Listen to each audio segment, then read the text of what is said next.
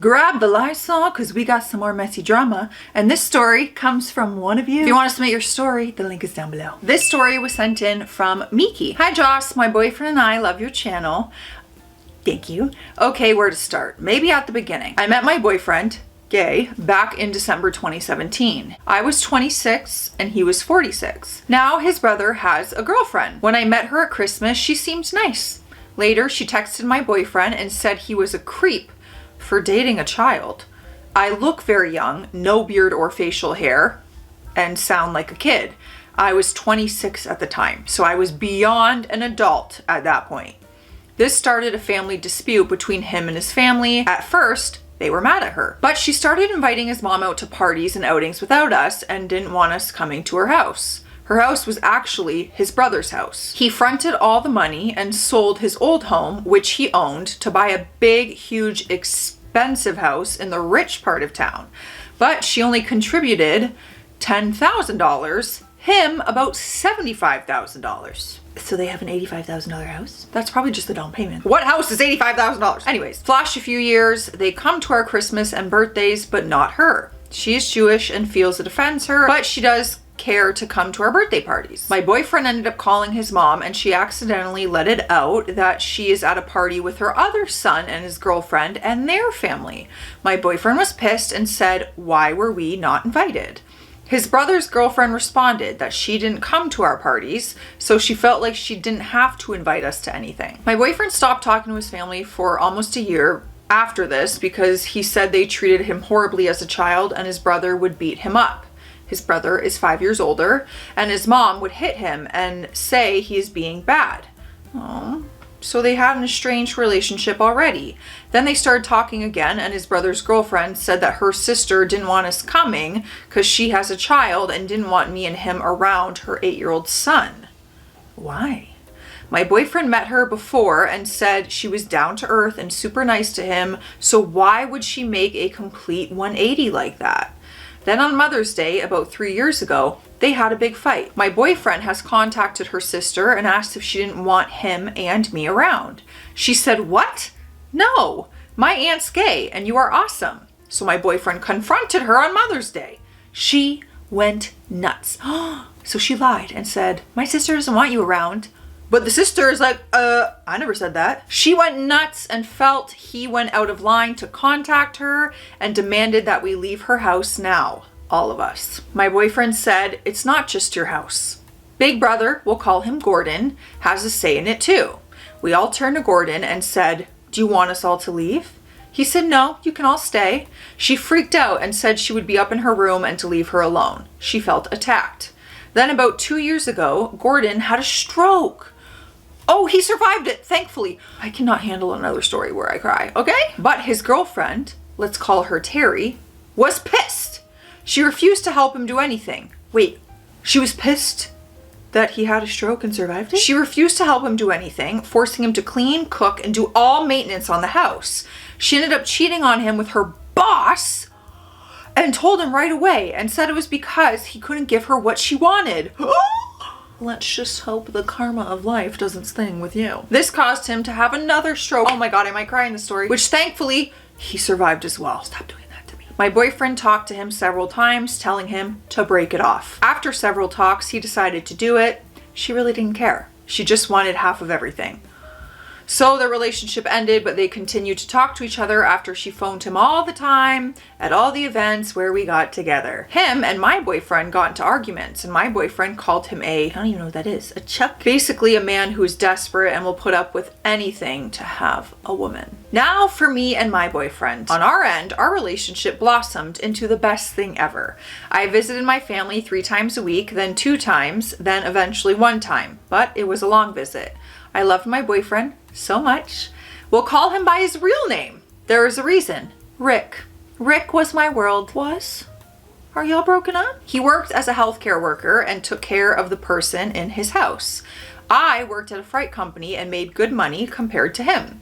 So I paid half the mortgage and some bills when we needed and bought food. Rick was also a musician and would play and sing to me, which I loved so much. His patient was super abusive and called him horrible names, and me and everyone else he came into contact with. He suffered from MD. so he was wheelchair bound. But at the end of the day, we still had each other. We always watched TV and YouTube. We watched every science fiction imaginable and every movie you can think of. Every genre fronts Western to kids movies. We also couldn't have pets because he had bad allergies to them and had asthma. So I would buy dolls like a squirrel that squeaked. And we would call him Squirrely. And a squeaky mouse, Mousy. I named my stuffed animals too, so. And they are my children. I cry when I have to put my stuffed animals in the washing machine to wash them because I feel like I'm killing them. The list goes on and we refer to them as children. We make them dance and even gather them personalities. And he embraced my childish nature and loved me. My ex-boyfriends would say I was special or the R word, which I cannot say on YouTube. He did not. We text every break and he informs me and sends me pictures of our children tucked into bed and sitting with him watching TV. We trusted each other completely and even gave each other full access to our devices at all times. Now, back in November 2018, Rick got into a car accident and it broke his foot, damaged his knees, and he got the pedals, jammed into his shin. Oh, I can just picture that. Over months, he started to develop edema.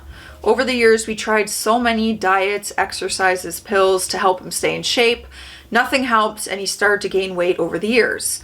When we met, he was 260 pounds, but 6'4". His patient ended up passing away in September 2023, leaving him as the beneficiary to everything he owned.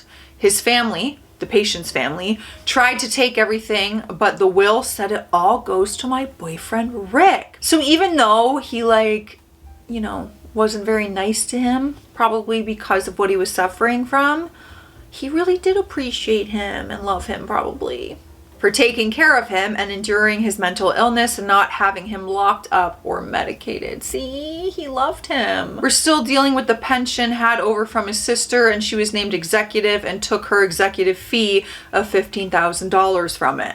During this time, my boyfriend went on EI. Until the money came in, I paid for everything fully. It took about 4 months for the life insurance from his work. My boyfriend paid off a big chunk of the house and bought everything he ever wanted. He was happy for that, but he started to slip into a big depression. Over the years, my boyfriend taught me to cook and drive and everything under the sun. About 2 years ago, his health was bad to a point that he got a cut on his leg and it got super infected.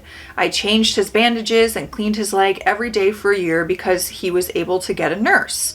I also cooked, super cleaned, and did everything I could to help. I would help him out of bed and off the couch, stay with him and help him lift weights to get some exercise. I even helped shower him because his weight gain and leg injuries made it difficult for him to do it himself, which I had no problem doing. About a year ago, he started to have difficulty using the bathroom by himself, so I would help him as well. I didn't mind at all because I loved him so much. It's almost like you've switched roles and now you're the boyfriend and the caregiver. Your boyfriend was a caregiver and now you're his caregiver. That's not a happy thing. That's a sad thing, but it's nice. I said, even if we are not married, I still see it as through sickness and health. He always said he loved me so much, and I said I loved him so much too. I didn't do much other than spend all my time with him, which I loved. About 6 months ago, his mom fell at her apartment and injured her leg. She was in therapy and came to live with us. Rick and I used the money to renovate the bathrooms to be easier for him and her to use. During this year, I canceled a lot of family visits because my boyfriend wasn't feeling well, or if he had an accident, he felt bad. But I said, I love you and you are important to me, and if you need me, I'll be here for you no matter what. On Saturday, November 30th, I went out to visit one of my brothers in prison about 2 hours out of the city. Then I was going to take my other brothers to the arcade. I told my boyfriend, when I get back, if you need me or anything, just call me. On my way, I took one of my brothers to Costco. He phones me and says that he needed me to stop at home first. He had had an accident. I said, no problem, I'll be right there. I went home and he had wet himself. I cleaned him up and changed his clothes, etc. and said, are you okay? Do you want me to stay home? I could take my brother out to the arcade tomorrow on Sunday. He said no, he didn't want my brother to be mad, and I have not seen him in about 2 weeks. So he said, go out and enjoy himself. I gave him a kiss and hug and I said, I love you, sweetie. I'll see you after. He even wanted me to pick up a bottle of Jameson while I was out because me and his best friend Ed would always drink on Saturday, and he would play music and sing to us. That's so cute. So I went out to the arcade, had fun. I ended up staying out a bit later than expected, and he didn't phone me, but I thought that he was just sleeping. I was supposed to be back at 9. Where is this going? There's a lot of past tense here. I'm gonna take a sip of water before we continue. Grab your beverage of choice because it's hydration station. Cheers. When I left, I told my brothers I'll go home first and order you an Uber from there. I got home and ordered an Uber for them at 9:51 p.m. I went in the house, took off my jacket. I could see he was lying in bed. I put down the bottles and I was like, it's almost 10. I better wake him up to shower him as it's about 30 minutes to do so. His friends work an evening job and usually shows up at 10:30. I went into the bedroom to wake him up only to find out that he had passed away? What? I thought this was a breakup story. No. Oh my God, I'm gonna cry. No. Oh, this is terrible. I really didn't want to cry in any of these stories. Guys, put some happier stories. No. Oh, my heart is breaking in this very moment. I'm so sorry. I started crying so much and phoned 911 immediately. They instructed me to give him CPR until the ambulance arrived, which I tried my best while crying so much. The ambulance attendants arrived and asked me to wait in the other room. I was crying so much trying to answer questions from them. My mother-in-law, his mom, called down and asked what's going on. Oh God, I forgot she's in the house. I said I need to go upstairs and talk to her. They let me. I went up and informed her what was happening. She got mad at me and said, why did I stay out so long? It's not his fault. I said I was sorry. The ambulance attendants did the best they could, but he ended up I'm gonna cry again. Oh my God, I can't even say it. He ended up passing away on November 30th, 2024. This was just a few months ago. I'm so sorry. Oh, I just wanna hug you. I took 5 days grievance and my remaining week vacation because I was messed up. Still am, to be honest. Of course. I keep having nightmares of finding him dead or crying for help, and I barely sleep. I started drinking myself to sleep so not to dream. I cut back on drinking when I started to go back to work. During my time off, his brother and mother said I should give his half of the house to Gordon, his brother. I said he had discussed it with me and didn't want that, as his brother is still with his crazy ex Terry, and that if I left him the house or money, it would just go to Terry, which he hated for destroying their family. I did too. So I said, absolutely not. If you want something, you can take something sentimental. I decided to give him some stuff. But his brother asked for his music equipment and I said, no, I'm going to use those to open a music school, which I will name after him. Why is that the sweetest thing? He understood for the most part, but him and his mom started saying horrible stuff to me, saying I was a gold digger and a grave robber, that young people marry older people to get their money and steal it from their rightful heirs. I told them I paid half the mortgage. There's a list of names they called me. Flash forward to the lawyer meeting, I was going with his best friend, whom I trust more than my own family.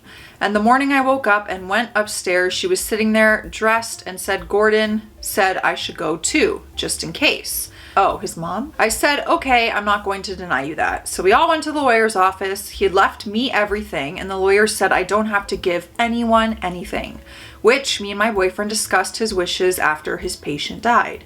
He wanted me to give his best friend Ed half the sale money of the house if I sold it and to take care of his mom, either in the house or if she decided to leave, to give her money. I told the lawyer I have no problem honoring his wishes at all. They were not in his will, by the way.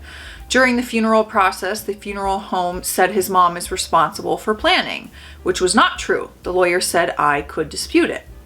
But she insisted that she would do what he wanted me to do. We organized and planned parties for him as that was what he wanted. He didn't want people to be sad, but to celebrate his life. During the planning, she informed me his brother's ex Terry will be coming, not for him or for me, but to comfort him. I told her that he had told me not to allow her at his funeral.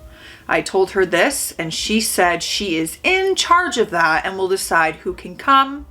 I was pissed off. Even in his death, I felt she chose Terry's feelings over my Richard's wishes. I confided in his best friend and asked if I should get the lawyer involved and take over the funeral arrangements. He told me he will talk to the brother, to which the next time we got together in mid-December. He said he will not bring her, and I was happy. The funeral home asked us to come back as now they had a better idea of price because they have his body and measurements and needed to get a bigger casket, as he wanted an open casket for people to say goodbye during the funeral reading.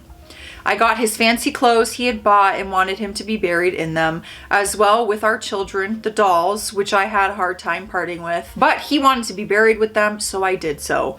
During the meeting, I said I will pay for the funeral, but his mom jumped in and said that she is in charge of it, and she will pay for it with all her savings.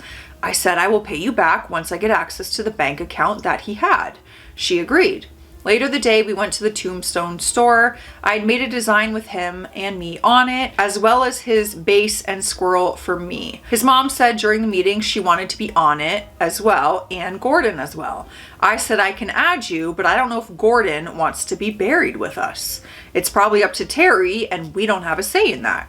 She insisted, so the woman in charge of the design said we will leave it open, but find out ASAP, please. So when it came to payment, I said I will pay for it. His mother then said that's the least you can do for him, which upset me a lot. I felt like, and still do, that I was being treated like a monster, but it only made me more mad that she talked to me like that when I loved Richard so much, and she cares more for the woman who left her other son for dead. She's still here, but will move out to a new home at the end of January. During the days up to the funeral, she kept saying insulting things to me, like her dad loved her mom so much that when she died, he died a week later, and she will probably die soon. There was one more thing I forgot to mention, that last Christmas his brother started a huge fight because my boyfriend was huge on Formula 1 racing as I am. We planned on going to many races this upcoming year. But he was talking to Gordon about the craziness of the stewards for targeting and punishing non-British drivers. And he freaked out and said he didn't effing care about any of that and told my boyfriend to shut the F up already. My boyfriend told him to calm down and relax, and his mom said to stop arguing, Rick. And my boyfriend said, there you go, always taking Gordon's side. He started the argument, to which Gordon said, I'm out of here. And his mom said, me too. But my boyfriend said, you're not even gonna take Christmas cards Miki made you, which is me. And they came back and my boyfriend asked his brother what was wrong. It took a while, but eventually he got it out that he was mad that he didn't break up with me when he ended his relationship with Terry. My boyfriend said, why would I end my relationship? We are happy and have no issues with each other at all. It was ridiculous for him to even say that. This should have been a red flag for me, but I thought they were nice, but I was misguided. To which my boyfriend would say, you didn't even know them before. They were not nice and kind. Only recently have they been nice. During the funeral, only me and his best friend Ed spoke. I cried during my speech, but wanted people to know he was a good person and I loved him so much and will miss him every day. After, there was a luncheon and then the burial. Then an after party where we could drink and toast to him. It went well. Lots of his friends and family came, cousins. But the following time after was bad. Oh no. His mom said how her brother's second wife cried at his funeral and said she didn't wish for him to leave her and said it was pathetic because she took the house and eventually remarried. I felt like it was directed at me and kept my voice silent so as not to start an argument. I tried watching movies with her and she said it was disrespectful to try and watch funny movies after his death, so I just stayed downstairs. She told her son Gordon that I have moved on and I'm better now and that all I do is hide downstairs drinking all day, so I must be happy, and that clearly I'm enjoying his money buying booze, which it's my money that I used. My Rick was buried on December 20th. 2024. Christmas soon followed, but I wanted to support a family for Christmas to take my mind off things, which she scoffed at, saying, I'm miss spending his money and it's not mine. I work too and have a lot of money saved up. I just ignore her. And she said we shouldn't even celebrate Christmas as it's disrespectful to him as he is not here. I said I'm having Christmas because he would want that, to which she reluctantly agreed. I went and bought a turkey for Christmas, a fresh one. She came up to me on the 22nd and said, Gordon doesn't want turkey. He wants a pork roast because turkey will remind him of Rick and his dad. Their dad passed away around Thanksgiving for America. We are Canadian. So I said, fine, I'll go buy a pork roast. So I bought one at $70 and brought it home. She then told me that, oh, Gordon doesn't want pork roast. He wants ham with the bone in. It goes better with potatoes. This was the day before Christmas and I had to go to 4 different stores to find this ham. Wasted almost a full tank of gas, but I found it. I went out earlier to celebrate with my family and came home to cook for his family. It went okay for the most part, a lot of tears and toast to him. I told his best friend about everything that was going on, and when he got here at Christmas after celebrating with his family, he was pissed because Gordon kept asking me to text him when he was coming over at least 5 times. He was annoyed, but I told Gordon is asking, not me. He ended up crying a lot about Rick too, to which I hugged him and said, it's okay, we all miss and love him too. He ended up punching the door and hurt his hand and didn't remember after, but it was okay. I know how he feels. He got mad at Rick's brother and mother for being so disrespectful to me and told them we truly loved each other and they need to stop mistreating me because it's making my mental health worse. And if Rick was here, he would be so mad for making me feel horrid. They apologized to me and we all had a good cry. Okay, could this be a new leaf happening? His mom did say she felt horrible that he died in that house and she felt like she should have been the one dead. We all told her not to feel that way because he loved her no matter what. That's why he asked me to take care of her. She still insists on leaving, but I bought and will pay for a medical alert watch in case she falls or needs help. She agreed. His brother is still kind of being a dick, making fun that I adopted a cat and named it Sweetie, refuses to come over if Ed's not here. I understand that his mom and brother will probably stop talking to me once she leaves, but I'll do my best to keep in touch with his mom and visit her if she allows it. His best friend Ed and my brothers have been my saving grace. I also got tonsils, like tonsillitis, and I'm taking antibiotics for it now. I'm still on it for a couple days and hopefully that will help with my sickness, but I would love it if you can toast to him, please. I would love to toast to Richard. I really would. His name is Richard Harrison Megger. He was a wonderful person and I will always love and miss him. Guys, we're gonna toast to Richard. This is a special hydration station. This one is for Richard from Miki and all of us in the Sassy Squad. Let's cheers and raise a toast for Richard. Cheers, Richard. Thank you so much for sharing this story with me, Miki. I know you had told a little story after this one, but I just had to take it out for the time of the video. But I want you to know that I did read it myself. I read the whole thing. So I'm sending you all my love. Stay classy out there. Stay sassy. And we're toasting to Richard. Bye.